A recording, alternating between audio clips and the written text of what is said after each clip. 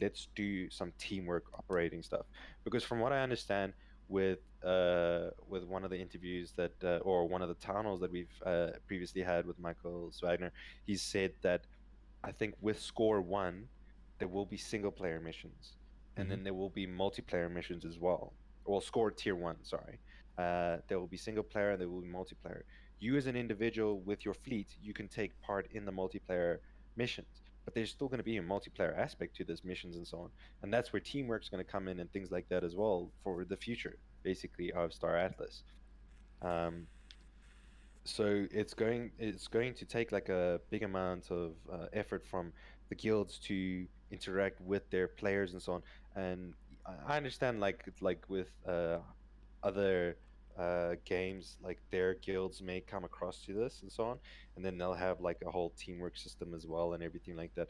But I mean that's why I feel it's super important to make sure that when like uh, game content comes out, that you at least start getting your players or getting your members into a mindset where it's not so much that they're just playing for themselves at the end of the day, which they are, but they're playing together with everyone else. And that makes so much of a difference, because once you start changing the mentality of your members and Hmm. having them go across to a mentality instead of a solo into a co-op, even multiplayer mindset, it completely changes the dynamic of what your guild's possibilities are for Star Atlas itself, which I think is very important for the game itself and everything like that. If you want to kind of get ahead of everybody else. Right, right. Yeah, that's going to play a big factor, making sure everybody's on the same page. And um, I know what with like Final Frontier and I'm sure in the club too, you're going to have those casual players, right? They just want to be in a they want to be on a team. They want to play casual, but they want to know that they have the backing of a team that can support them if they need the help. But there's going to be a lot of people that just stay in those safe zones and they don't really do much, right? They just they Mm, do their jobs, they do the simple stuff, and then obviously you're going to have that mid tier of people players that are going to be a little bit of PvP, maybe more so PvE, and just kind of just play the game casual, but put a little bit of force into it. And then you're going to have those guys like, I'm assuming you're going to be one of these guys. I know I'm going to be one of those guys that oh, are really definitely. going to be in the grind and really going to be out there just tearing it up and really looking for to try to get the most out of the PvP MMO experience of this, Unreal Engine 5 blockchain game that is been being built called Star Atlas on Solana, right? So there's going to be those different tiers in the team, and then you're going to have those casual players that come in 3 years that are not a part of a team and they just walk around and I don't know, do silly stuff that you can do in a game like this, right? Mm, That's going to be available, like, Second Life. And I always say yeah. Second Life in these games is to walk around just to nag at people or just to mind their own business and sell stuff. Yeah.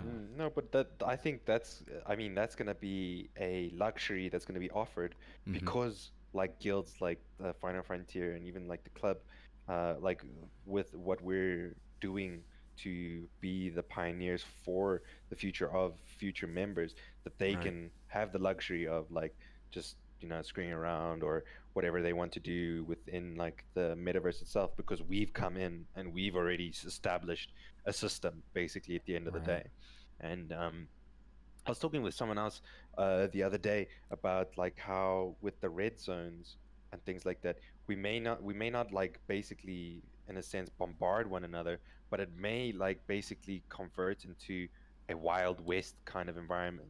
Like, you would basically ask the individual like, what is your intentions within the zone and everything like that and so on. And you'd have a space station out in the red zone, collecting like basically, because you need one in order to collect the resources from the planets and so on, because the resources go straight from the planet into the space station, and that's where you collect most of your resources. Mm-hmm. So there'd be space stations out in these red zones, which most of the bigger guilds, depending on the faction, would be monitoring and patrolling around for these planets, because I mean these are really high risk zones, and players could come and go in between these zones, but it's basically like a Wild West, Yeah, where there's there's a going to be there's a sectors system. controlled. Yeah. Yeah. Exactly. There's going to be a system within Yep. these red zones that aren't governed by the mechanics of the game. It'll be governed by the players, and it'll be governed by um, how players react to one another, basically, in a sense. Like with guilds, which have like big alliances and things like that, they'll they'll come into these zones and they'll control these zones, and people they'll put up a system for people and so on. Like I know that there's going to be a sphere that you can build in the red zones, or not so much just the red zones, but any zone that that people can warp to, and then they would use the sphere in order to warp further down into the metaverse.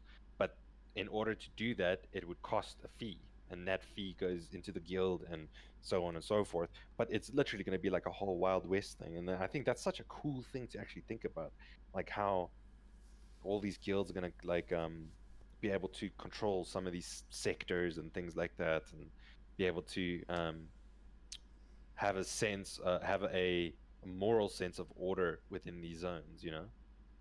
Yeah, I think there is going to be that alliance, and there are going to be sectors controlled, and we might be an alliance, right? But if you're in this sector, because we're doing something specific here, we don't really want any outside noise, or really any outside people bothering us. It's like we might be an alliance, but this planet's ours.